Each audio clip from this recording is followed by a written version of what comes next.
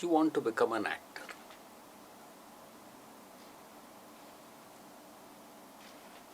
You've gone to many institutions, you've done a lot of training in theatre. All that is fine, you do that.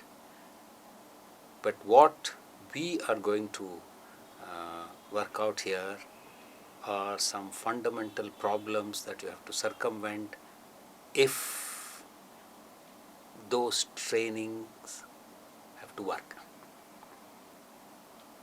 You know, for example, what is acting?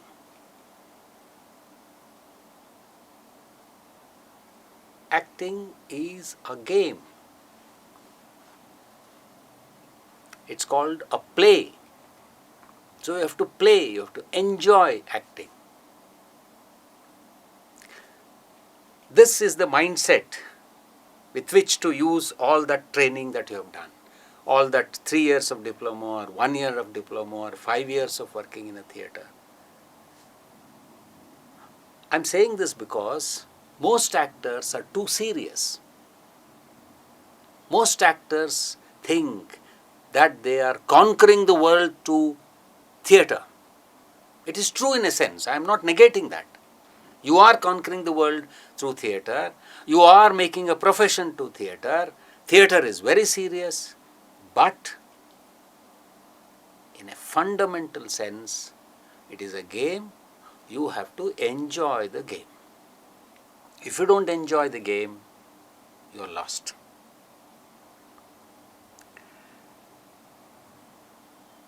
This enjoyment has many aspects to it. You have to enjoy rehearsals.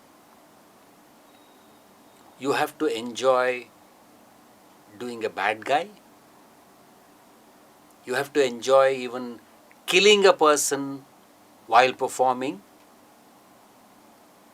What I mean is, whether you are doing a good guy or a bad guy, whether you are doing a sad part or a happy part, whether you are doing a silly part or a serious part, you should be enjoying deep inside you while performing, while rehearsing, while handling the co-actors.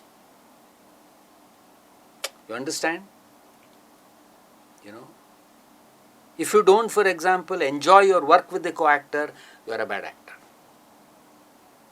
If you, for example, do not enjoy your rehearsals, if you, for example, run away from the rehearsals, if you, for example, are too much in the head and tell that, no, I don't need the rehearsals, these actors are below me, I want to come directly on stage, then you are a bad actor. If you do not enjoy the performance on the last day, if you are too full of the performance, if you are too packed with things you want to transmit through performance, you are a bad actor.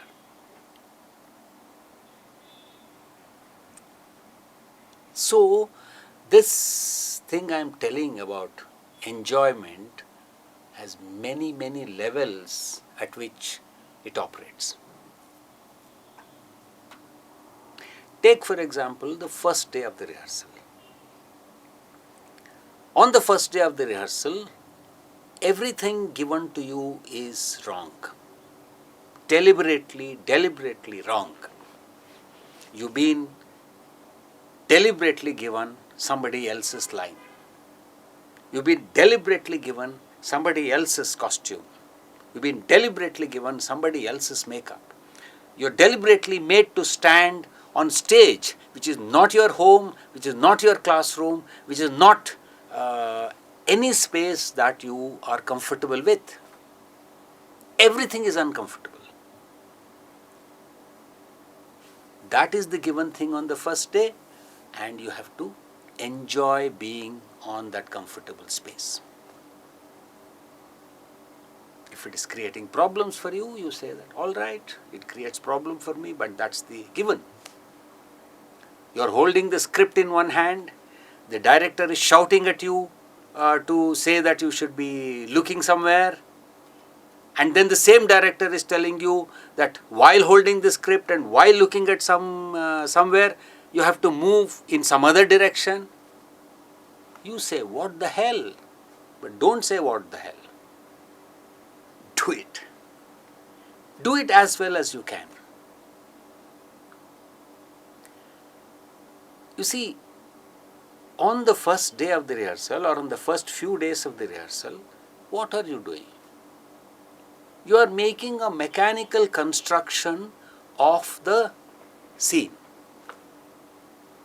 You are exactly like a mason. The mason will never put the second brick till he has properly put the first brick and firmed it up. Isn't it? You also do the same thing.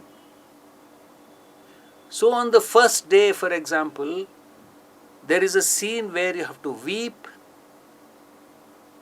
Don't try to weep naturally. Don't try to make it real. Make it mechanical. Because you are just placing that weep in between two dialogues or in between two movements because it has to be there. Move along.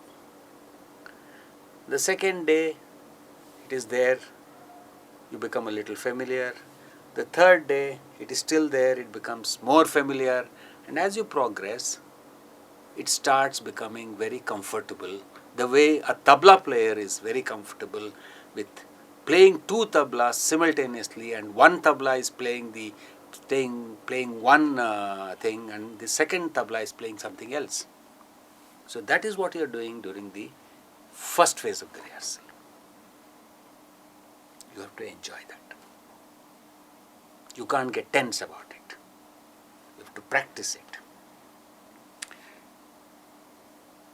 And then this question of other actors.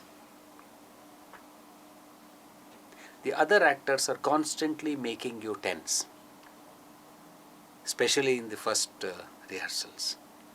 You should realize that you are making them constantly tense because you also don't know what you are doing.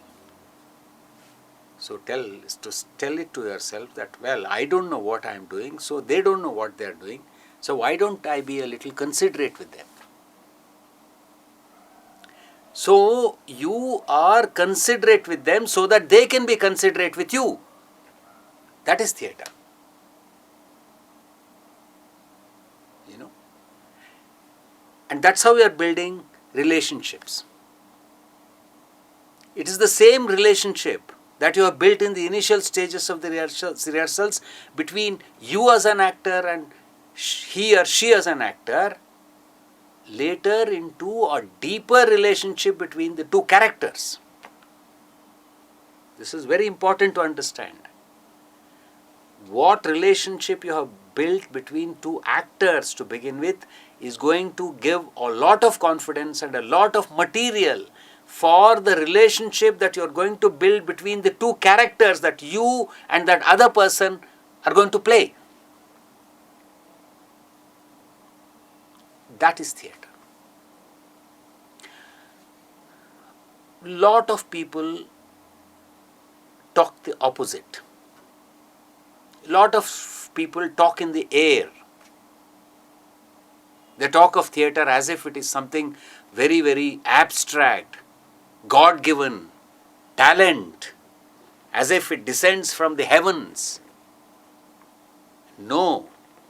Theatre does not descend from the heaven. Theatre gets constructed from the earth, on the space, which is your performance space, which is your rehearsal space.